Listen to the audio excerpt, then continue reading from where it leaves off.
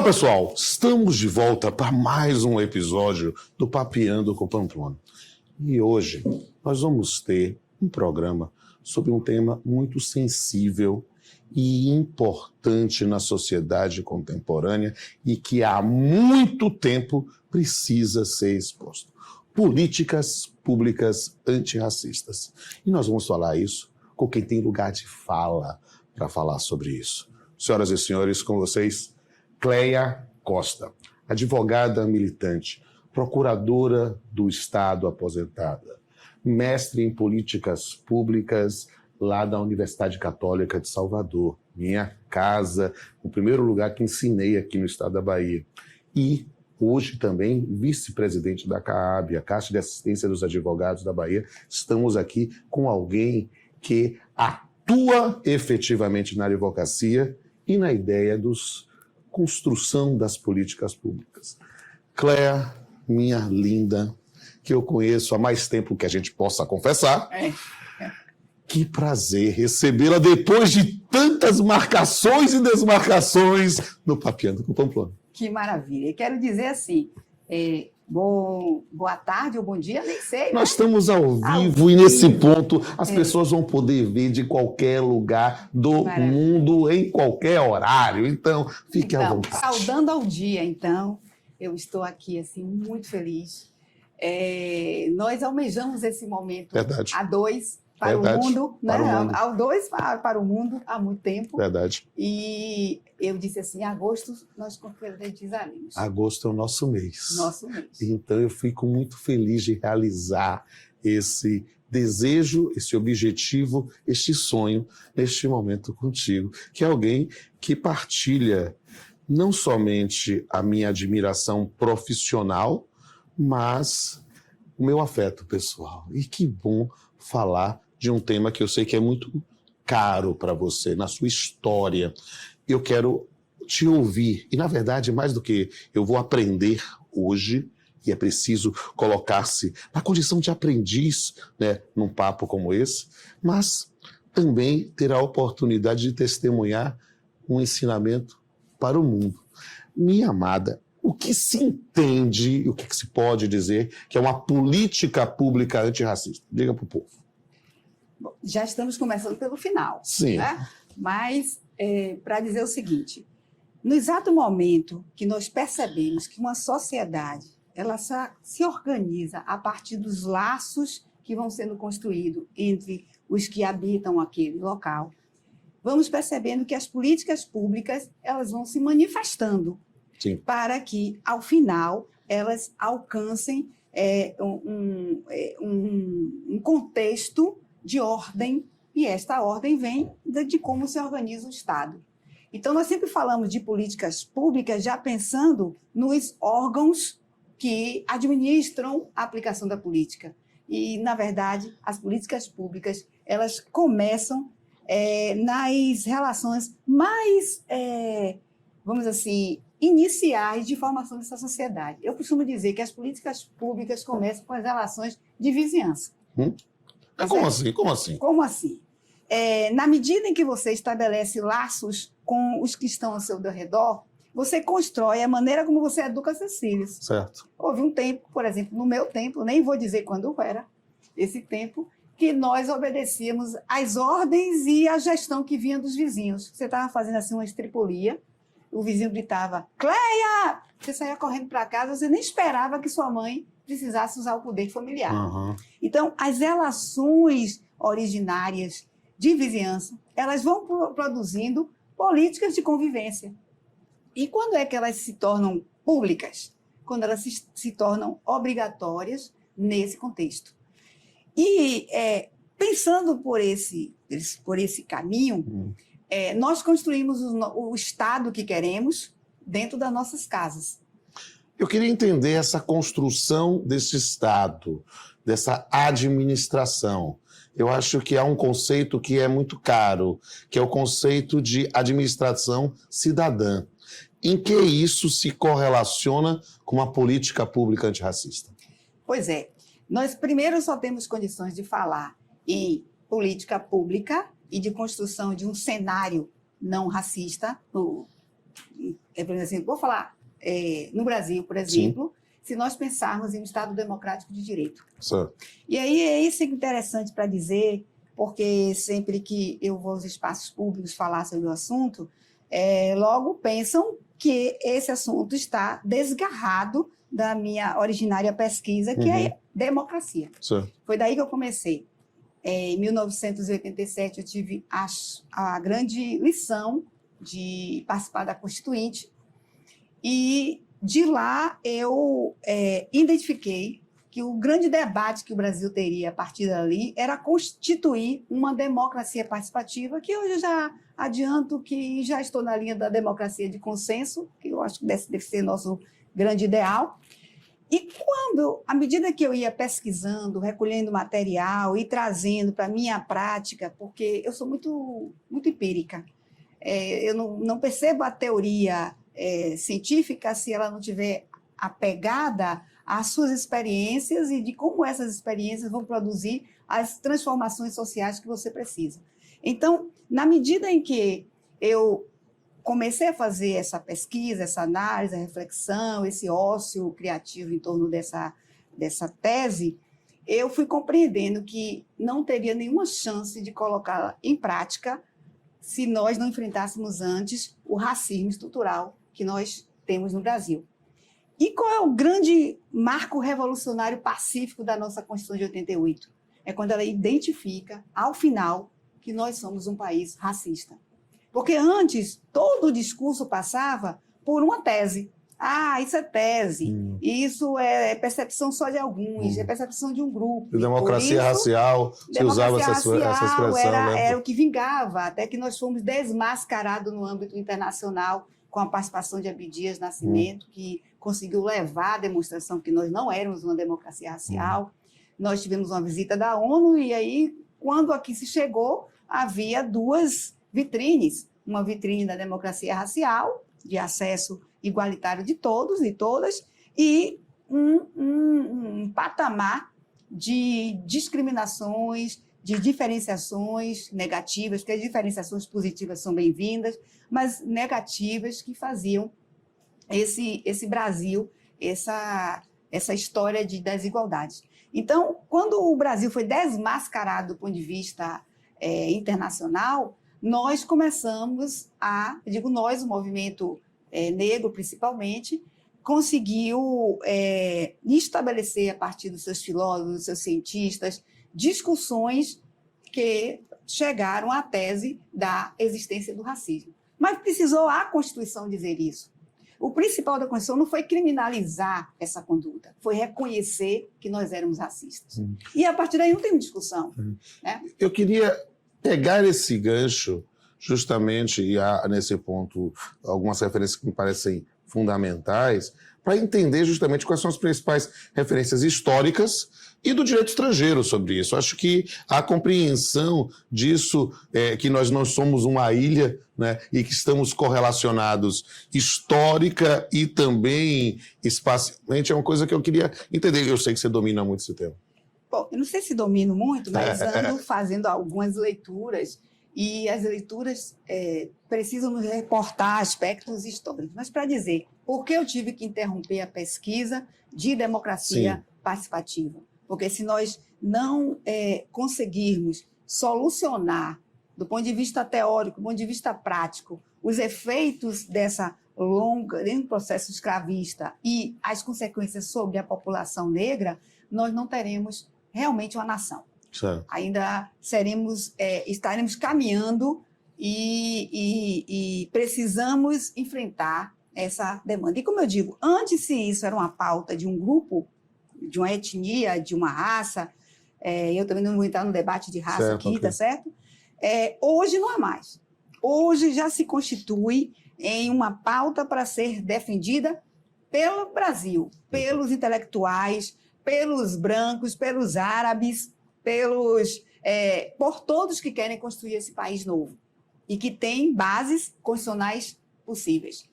Eu sempre reporto um fato que foi um aprendizado que eu fui fazendo também, a partir de leitura, mas também da conversa e da experiência de tantos outros, de que o sistema racial no Brasil ele foi construído legalmente. Historicamente, ele foi testado em outros lugares antes dos colonizadores capitalistas trazerem para aqui esse sistema escravista. Basta dizer que, em um determinado momento da história da humanidade, eles iniciaram um teste em Tomé Príncipe, levando homens, principalmente homens africanos, para a condição de produtores, mas sob regime militar. E todas as regras militares eram usadas, mas eles ainda pagavam algum valor pelo trabalho. E junto com esses homens, eles levaram suas famílias. Tá? E quando chegaram lá, ao longo do tempo desse processo de massacre, que havia um massacre nesse processo, eles receberam em resposta a revolta desses homens e de suas famílias, que saíram daquela condição e passaram a dominar os seus processos de produção local. Então, assim, fracassaram nessa proposta.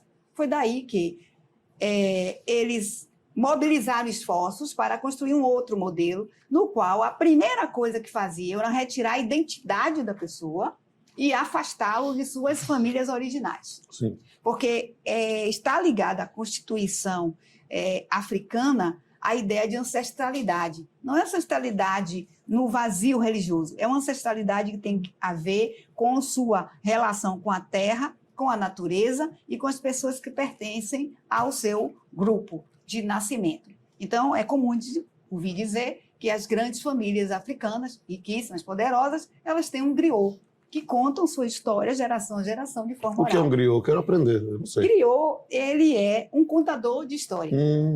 Ele conta a história da família para a geração seguinte.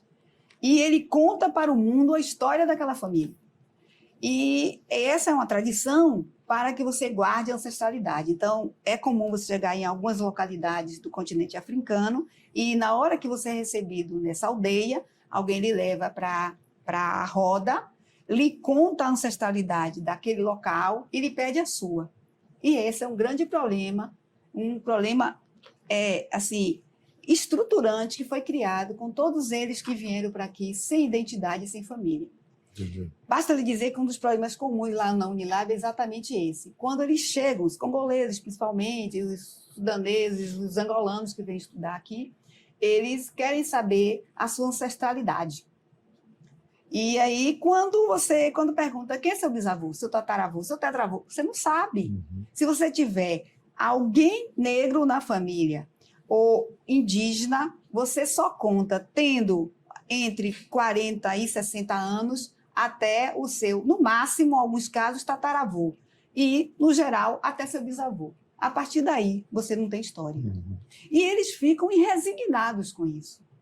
Porque é um processo que foi fabricado legalmente para construir uma mão de obra para o sistema capitalista de então, a implantação do sistema capitalista, para um país, um local que eles projetaram só para seu lugar de exploração. Então, o rompimento das raízes, né? Ou seja, da ancestralidade, rompimento no conhecimento, na relação com isso, para dizer, olha, não tem mais raiz, aí começa a partir daí, ou seja, como se o indivíduo não tivesse uma história. Exato. Né? Isso é fascinante, Mas, pois é, então assim, todo o sistema escravocrata foi construído por lei. Aí nós temos as nações filipinas, manuelinas, todo aquele conjunto de regras, e depois pombalinas aqui já no Brasil, mas todas no sentido de sempre atribuir privilégios para os cristãos velhos e distingui-los dos cristãos até novos, que eram os islâmicos e os convertidos para o catolicismo. E importante dizer que, ao fazer essa quebra da identidade, eles atribuíam um nome português e um batismo. E essas pias batimais, lá no continente africano, nos portos onde esses homens eram homens, mulheres, crianças trazidos para fora de África, essas pias eram fora da igreja. Ou seja, ainda batizado, ele não tinha acesso ao local, vamos assim, sagrado da fé alheia. Então, chegam esses homens, e tem um livro que eu sempre indico esse livro, é muito importante a leitura, para todos nós, que se chama Um Defeito de Cor, de Ana Maria Gonçalves, e que ela, pela biografia de Querrinde, ela conta a chegada na Bahia e de como eles eram colocados na Ilha de Maré para serem engordados, porque ali havia fartura de comida, de água e tal. E depois que eles estavam recuperados dessa travessia tão violenta e massacrante, que muitos ficaram no caminho, alguns até preferiram o suicídio a chegar em terra firme, eles eram reapanhados, né, resgatados de lá da Ilha de Maré, para serem vendidos no porto, já em condições de serem olhados, não é? Porque alguns chegavam em condições cadavéricas. E, assim, esse livro fala desse momento de chegada, fala de uma africana que resistiu ao batismo, fala de notícias que eles já tinham, que jamais se aproximassem da terra azul, que era o mar, porque dali haveria muito sangue. Quer dizer, a própria cultura africana, a própria ancestralidade já dava sinais dessa tragédia que aconteceria. Olha, esses fatos eu reputo importantes, porque quando nós vamos lá atrás falar de escravidão, os nossos livros não têm informação alguma. Não. E também foi um processo, vamos dizer assim, tracejado na lei. Imaginem um lugar de exploração vocacionado para a agricultura e que você tem leis que vai produzindo o não lugar para essa pessoa humana. Ele não pode trabalhar porque, ainda que liberto, ele não pode ter terras. E quem está dizendo isso é a lei brasileira. Ele não pode estudar porque a lei o equipara a portador de doença contagiosa. A lei diz não acesso à escola pública de silvícolas, nossos originários, asiáticos e portadores de doenças contagiosas. Opa, não colocaram preto nessa história? Pois é, nós sempre fomos equiparados a portadores de doenças contagiosas. E aí eu conto a historinha. Defeito de cor. Defeito de cor. Eu conto a historinha. Meu avô é de 1902, quer dizer, aqui já no século XX, quer dizer, o século passado.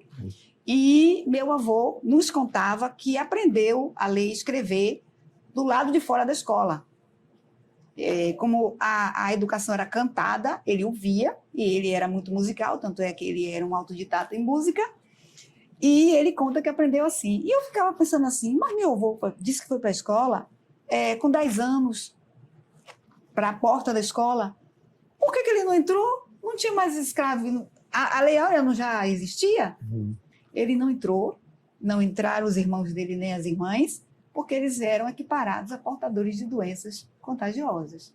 Então, veja, como todo o trabalho legal, todo o trabalho legislativo, suporte legislativo, foi feito para desconstituir pessoas. Vamos tentar dar um salto histórico, porque Vamos. eu estou fascinado. Não, eu já não tenho man interrupting. Aqui eu estou ouvindo, eu estou aprendendo sobre uma história que não me foi ensinada. Sim. E eu jamais iria interromper esse relato. Isso é muito importante que seja noticiado para as pessoas que não têm noção disso. Né? Então, mas eu queria buscar, dentro desse corte epistemológico de políticas públicas, entender no hoje, pela sua militância, quais são os instrumentos que a administração pública tem hoje, né, para combater. Né, o primeiro grande instrumento, e nós começamos certo, se o racismo estrutural, se o racismo foi construído por lei, ele tem que ser desmontado do sistema legislativo. Perfeito. Então, nós temos um dos primeiros instrumentos, que é a Constituição brasileira, na hora que identifica que é racismo e que adota, a partir daí, condutas compensatórias, e eu digo sempre, precisamos tomar cuidado com as palavras. São condutas compensatórias, reparatórias, são condutas que permitem ao Brasil, em algum tempo, não é agora ainda, construir igualdade substantiva, que é o princípio que baseia todo o nosso texto constitucional. Então, é importante que se diga que todas essas formulações que estão no texto da Constituição, não está lá fora, elas primeiro identificam a situação do racismo e vão dizer como é que nós vamos corrigir. E se vocês olharem direitinho, em cada capítulo da Constituição tem uma forma de acessar uma política pública que vai reparar, corrigir, compensar o que aconteceu ao longo da história. A gente sempre se refere ao artigo 68, que é aquele que identifica os reminiscentes de Quilombo, e que, ao fazer isso, resgata uma estratégia de sobrevivência que os negros fizeram, tanto no campo, negros e negras, no campo urbano, como no campo rural, a fim de assegurar a sua história ou a reserva psicológica de sua origem, tá? Mas se você olhar o capítulo da cultura, e é por isso que sempre que há um retrocesso no Brasil, o primeiro capítulo que é abalado, mesmo nas antigas constituições, é sempre o da cultura. Quando houve a queda da presidente Dilma e assume seu vice-presidente, em seguida se desmonta o sistema de cultura, onde nós tínhamos feito grandes resgates com os pontos de cultura criativamente posto por o nosso ministro Gilberto Gil e continuado por Juca. Então, na hora que você vai olhando os capítulos, você olha o capítulo de Suas, você vai encontrar lá reservas de espaço que se referem à vulnerabilidade de uma população que maciçamente é a população negra. E assim você vai encontrando. Tem um capítulo do sistema tributário e a discussão sobre que hoje está quase que adormecida, sobre as grandes fortunas. Na hora que você faz isso e busca corrigir o sistema tributário, você automaticamente está gerando a possibilidade de uma correção histórica com relação a essa população. Entendi.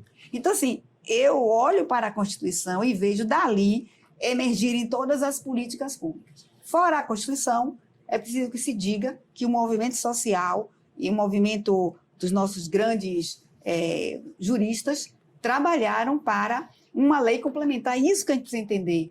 O Estatuto Federal não é uma lei federal, ele é uma lei complementar à Constituição.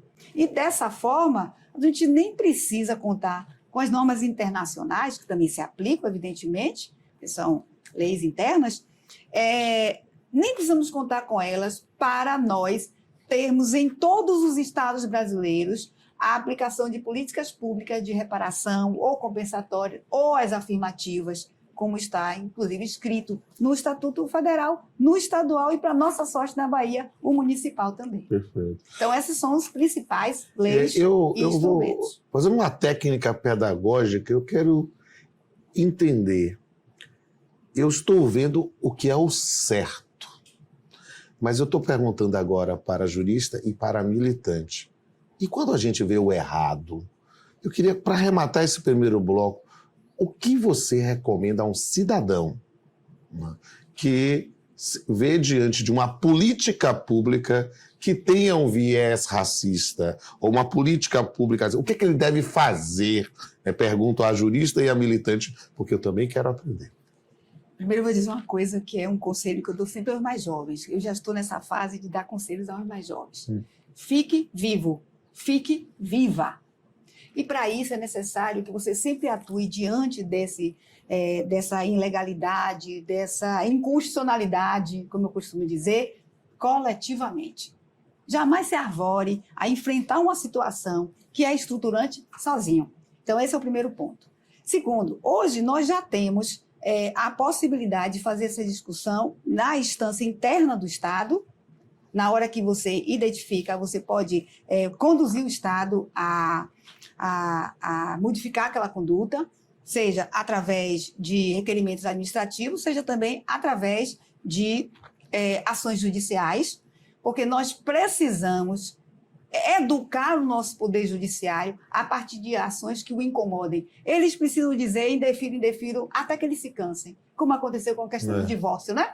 Água mole, pedra dura, tanto bate até que acaba a água. E aí o pessoal diz, olha, pare de fazer, vamos mudar essa postura. Exatamente. Então, agora, é um processo de, vamos dizer assim, de aprendizado educativo coletivo. É claro que a gente não vai ficar esperando o tempo passar daqueles que não querem despertar. Esses vão precisar de um choquezinho. Mas, em geral, gente, nós precisamos ter, nós, os ativistas, nós, os que já tomamos consciência da pauta antirracista, nós precisamos ter coragem de sermos antirracistas em cada postura que a gente adota, em cada lugar que nós estamos. E isso vale para todos da sociedade. O processo é educacional. Nós precisamos fazer nossas crianças brincarem com jogos novos, jogos que ensinem o que são os instrumentos, o que é uma babalorixá, o que é um quilombo. Nós precisamos renovar a forma de educar os nossos filhos no Brasil. Eu acho nessa compreensão que as diferenças, elas são vantajosas, elas não são para excluir ninguém. Eu acho que ser antirracista e ser antifeminista na contemporaneidade é lutar pelo verdadeiro direito.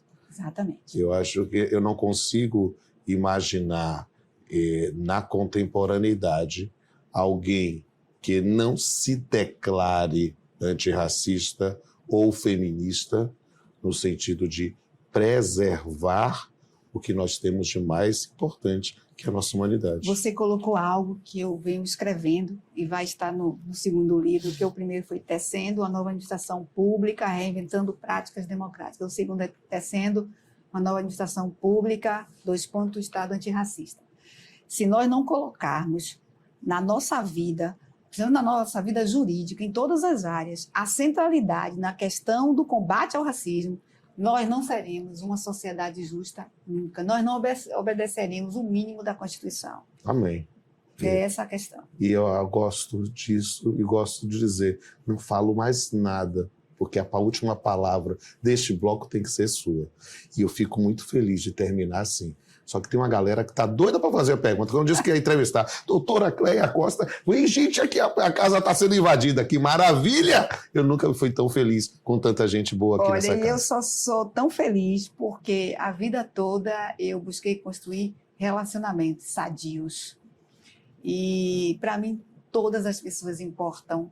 E quando eu vejo alguém que ainda esteja numa atitude, vamos dizer assim, de não reverência à igualdade, eu, ao invés de atirar as pedras, eu vou buscá-la, esteja ela onde estiver. Para mim, não existe um racista que não precise, um racista que não precise de amor.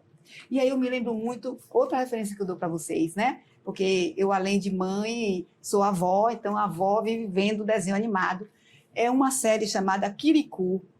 Vocês devem conhecer, é uma série francesa que o Walt Disney até ia comprar, pichar, mas queria mudar a cor dos personagens, então o autor não permitiu, o roteirista não permitiu. E ele começa, olha a lógica africana, de sempre preservar o bem e o melhor do outro. Ele começa pelo último episódio, que é quando o Kirikou consegue tirar o espinho das costas da feiticeira. E na hora que tira o espinho das costas, num lugar que ela não tinha acesso, só ele, pequenininho daquele jeito, foi capaz de tirar, ela se transformou em uma grande rainha. E Kirikou, que era pequenininho, ele era assim desprezado na comunidade, que era tão pequeno que ele passava por canos. Kirikou, então, cresce naquele momento e se torna um grande príncipe. Para dizer o seguinte, você consegue se tornar grande quando você cuida do outro. Esse é um princípio africano. Então vamos cuidar do outro. Daqui a pouco a gente volta. Oi, eu sou Henrique Arruda, sou criminalista. Doutora Cleia, há um arcabouço normativo suficiente para o combate do racismo na administração pública? Bom, suficiente não. Nós ainda estamos num processo de transformação do sistema legislativo brasileiro. Recentemente, no Congresso Nacional, o Senado formou uma comissão de notáveis e dessa vez nós tivemos a felicidade de, entre os notáveis, encontrarmos os nossos, nos vermos dentro dessa comissão. Vermos representados. Representados, né?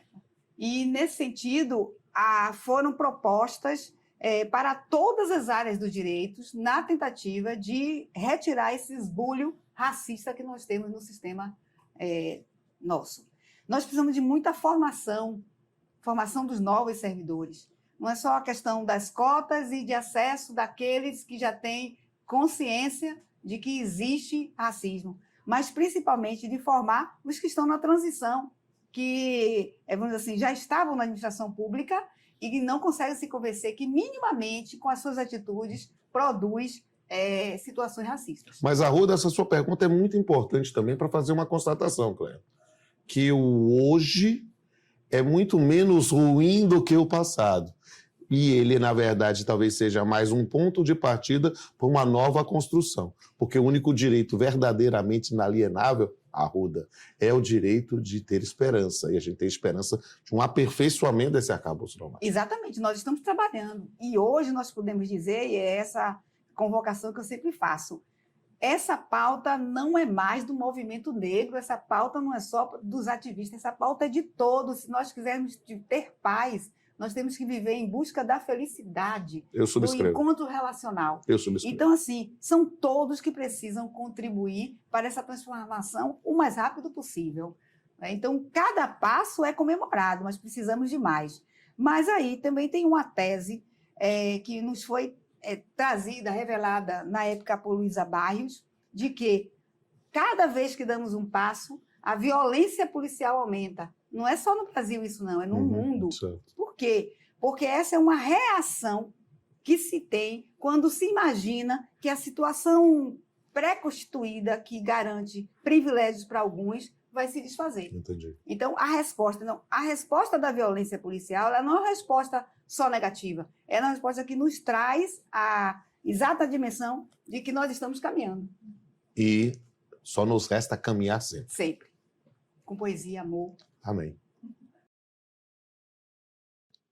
Eu sou Germana Pinheiro, professora, coordenadora do curso de Direito da Católica, advogada.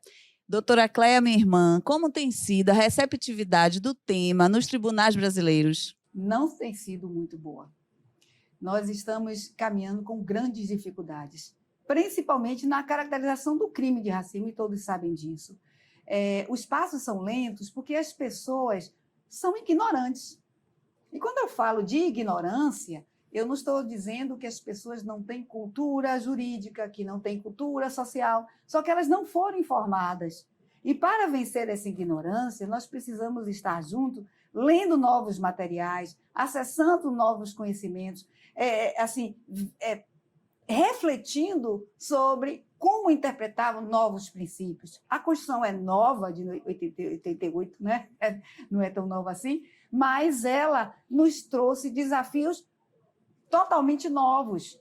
E nós ainda não conseguimos repercutir isso no tribunal. Mas é como eu estava dizendo recentemente, para que o divórcio acontecesse, foram necessárias milhares de ações com indeferimento do divórcio, até que veio a lei.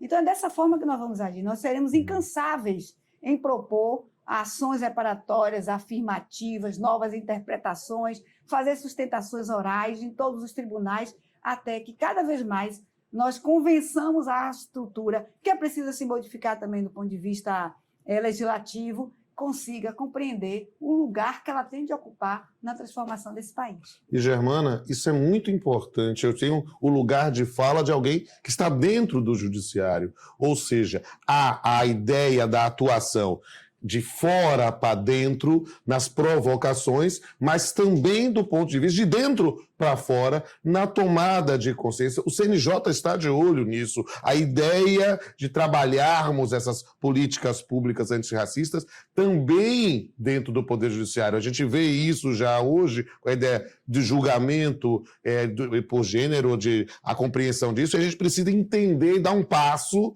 também na compreensão do combate ao racismo. E um dos motivos, Germana, que me fez, assim, desde o primeiro momento, sonhar com essa entrevista, é que eu estou diante de um homem antirracista, antifeminista, e um homem que... Antifeminista não, feminista. Antimachista. Antimachista, desculpe. Um homem feminista. Olha só, porque as palavras são importantes. Repare, você não pode ser feminista. Você pode ser apoiador da política feminista. Desculpe. Tem um papeando ótimo sobre feminismo, direito e feminismo aqui. E é desses múltiplos feminismos, do lugar de fala, da ideia de ser um homem que apoia o feminista. Todos somos feministas, numa concepção ampla. Para alguns momentos pode ser homem, pode ser feminista, para outros não pode. O importante é que nós precisamos combater o machismo e ter uma postura de apoio ao feminismo, né? Sendo feminista ou não, é o que é o mais importante nessa ideia. Da mesma forma, um combate ao racismo, mesmo não tendo lugar de fala de negro. Ou seja, eu sou um homem branco, hétero, cis, né? Mas eu quero combater essas políticas discriminatórias. E talvez isso me coloque num lugar de fala diferenciado. Não daquele que vai lutar necessariamente, mas que vai se ombrear para lutar junto, né? Sem tomar o lugar daquele que precisa ser ouvido. Mas assim, tem um exemplo muito assim midiático, mas é importante para a gente refletir essas localidades da fala, claro. Que foi justamente o episódio da morte do americano. Sim.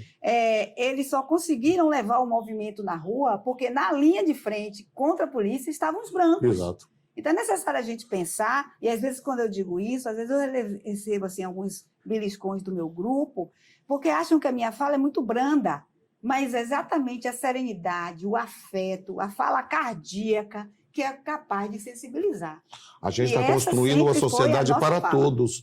E essa é a ideia, de estarmos juntos, ombreados e lutando por uma política que seja inclusiva para todos.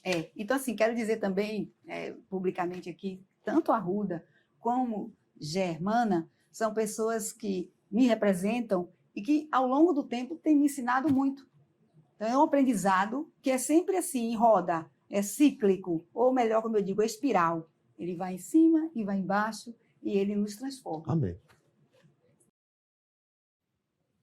Olá, eu sou Camila Carneiro, advogada, presidente da Comissão de Promoção da Igualdade Racial da OAB, e gostaria de perguntar à doutora Cleia, nossa mestra, quais têm sido as condutas mais combatidas no âmbito das políticas públicas em questões de racismo? A primeira coisa, Camila, que me chama a atenção nessa pergunta, na formulação, é que a gente fala sempre de combate, né? A gente fala sempre de combate. A política nos chega, a política pública, a expressão é combate, vamos combater. E se você pensa em combate, você tem campos adversários. E eu venho refletindo muito sobre isso, se o que nós precisamos é combater, o que nós precisamos é conscientizar. E na medida que a gente vai fazendo essa transformação linguística, vai compreendendo que, ao olhar para alguém que tem uma postura de desigualdade, uma postura discriminatória, uma postura de desconhecimento do outro, do lugar do outro, você vai descobrindo que você tem que traquejar estratégias, aí é coisa de Oxum, você tem que traquejar estratégias para trazer a pessoa para o seu lado. E o melhor caminho, eu lhe digo, viu, Camila, são livros infantis. Nós estamos com a produção de livros infantis que são educativos, que todo adulto precisa ler, porque eles nos trazem um outro lugar desse elemento de formação da sociedade brasileira com um visor na construção de uma outra sociedade. Então, leitura, nós precisamos de estabelecer uma relação de aproximação. Então, os grupos não podem mais permanecer fechados, nós temos grupos fechados, nós temos grupos que identificam que, às vezes, a presença de uma pessoa branca ela não acrescenta, diminui, e aí nós temos alguns conflitos internos com isso. A doutora Camila é presidente da Comissão de Promoção da Igualdade Racial e sabe muito bem isso, quantos conflitos ela tem que resolver nesse sentido. E dizer que, à medida que você vai alterando primeiro a sua postura diante dos fatos, você vai ganhando grandeza, fortaleza, coragem para enfrentar as diversas dimensões que o racismo nos apresenta. Uma discussão que temos feito muito profunda em relação às bases curriculares, não é só do ensino básico, mas do ensino universitário. Nós não podemos mais pensar uma epistemologia, né? Nome bonito, nada, eu já gosto de falar esse nome. Uma epistemologia que só trate do conhecimento eurocentrado. Então, na medida em que você vai se abebeirando de escritores como Mulalo, como Mbembe, como Diop, como tantos outros que nos apresentam uma outra visão filosófica do conhecimento no mundo, quando a gente olha para outras culturas, na hora que a gente percebe isso, nós vamos enfrentando, conscientizando e transformando. Eu, assim, cada vez mais estou meio, assim, desaforada com esse termo de combate. É como se eu estivesse no campo de batalha. Eu não quero mais estar no campo da batalha. A sociedade tomou esse rumo de batalhar, de enfrentar e fazer guerras, e por isso que ele não é capaz de perceber o outro, porque na guerra você nega o outro. Então, eu não sei se eu respondi, mas, assim, é que cada vez mais, eu acho que é pelo sentimento de ser avó, né? Eu vou me humanizando nessa demanda. Cléa, eu não vou adaptar com essa resposta, não. Eu só vou dizer, você me representa. Olá, eu sou Eduardo Rodrigues, estou presidente da Comissão de Direitos Humanos da OAB e minha pergunta para a Cléa é como construir uma mentalidade de combate ao racismo na sociedade brasileira. Doutor Eduardo Rodrigues, um dos humanistas que eu amo, porque ele é humanista em tempo integral. Bom, doutor Eduardo, essa pergunta tem um pouquinho a ver com a anterior, que é essa questão da conscientização e da necessidade que nós temos de tirar essas discussões do âmbito acadêmico, do âmbito de grupos e levar para o seio da sociedade. Eu sempre fico examinando que já há formulações bem tracejadas no Brasil, principalmente na área cultural. Nós somos capazes de discutir grandes temas, filosofias, com desfile de carnaval, e a mostra foi esse último ano. Podemos fazer isso com os nossos afoxés, por exemplo, com a capoeira. Então, nós temos elementos sadios, porque a gente não precisa pensar na correção da sociedade exclusivamente a partir do caráter punitivo. Nós até precisamos pensar que o nosso modelo de punição já é ineficaz há muito tempo. Então, ele não nos serve. Nós precisamos de uma outra lógica. E daí é que eu digo, a grande pauta da humanidade são os direitos humanos. Nós fizemos esses recortes de discutir raça, gênero, etnia, porque a pauta ela não foi capaz de dar conta de tantos problemas que nós, ao longo da nossa vida humana, fomos criando. Mas esse caminho de retorno é um caminho seguro com o que nós já construímos. Nós precisamos olhar a pessoa, o ser humano, nós precisamos treinar as pessoas para olhar o ser humano. E, infelizmente, aí eu vou falar disso aí, o capitalismo fez o contrário, nos ensinou a ser individualista, a desconsiderar a condição humana, a dar valor a ter. E, ao fazer essa escolha na humanidade, nós fomos destroçando os laços. Aí você diz assim, isso não é política antirracista? É. Porque, na medida que a gente se conscientizar desse discurso, nós podemos ser humanistas antirracistas a todo momento e em todo lugar. Com esse discurso, você vai para o Poder Judiciário defender um processo na hora de uma sustentação, como você vai também para uma mesa de direito do consumidor. Tá? Então, é preciso que a gente restabeleça esse princípio de como dialogar as nossas dificuldades, sabendo que a forma de resolvê-los não é o que está posto como o que tem prevalecido. Então, a meu ver, essa pergunta nos aumenta a responsabilidade, porque, além de cuidar da nossa autocorreção e autotransformação, nós temos que ajudar os outros que estão ao nosso redor a fazer isso. E que bom que seja com poesia, que bom que seja com música, que bom que seja com muito afeto. Eu tenho uma figura que eu gosto muito e se me reporta a minha família. Toda vez que tinham conflitos familiares entre as primas, as mães sentavam na varanda com um pentinho para pentear os cabelos. Era cada puxão, né? Porque quem tivesse mais errado tomava mais puxão. Mas, assim, o que era aquilo? Era a maneira de tecer soluções, tecer afeto a partir... Por isso que, nesse dia, eu fiquei emocionada com um amigo que me ajudou aqui nos meus cabelos e pegou no meu cabelo, que isso é uma lembrança familiar, de que a gente pode tecer soluções em redes, tecer soluções a partir de carinhos. É isso que a sociedade está precisando, tirar os espinhos que estão no meio da coluna. E quem vai tirar esses espinhos? Quem já ganhou consciência. Cléa, se essa pergunta aumenta a sua responsabilidade, essa entrevista aumenta a minha satisfação de me considerar um militante de combate ao preconceito, de dar voz a alguém que estuda, ensina e milita contra isso. Eu estou muito honrado de te receber em minha casa, de te receber no Papeando, algo que a gente ansiou há bastante tempo, muitas idas e vindas, mas que bom que o sonho tornou-se realidade.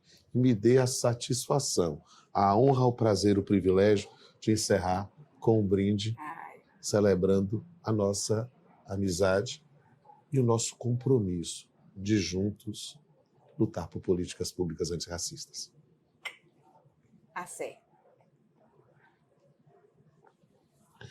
E meus amigos, minhas amigas, encerramos mais um episódio do Papeando.